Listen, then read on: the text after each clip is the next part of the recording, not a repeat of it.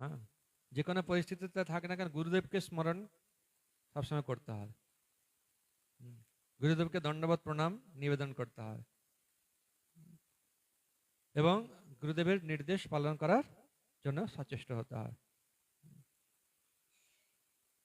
হয়তো এমন এক কিছু প্রতিকূল পরিবেশ যেখানে ভক্তি করার মানে সাবলীল নয়, স্বচ্ছন্দে ভক্তি করা যাচ্ছে না, কিন্তু গুরুদেবকে স্মরণ করতে হয়।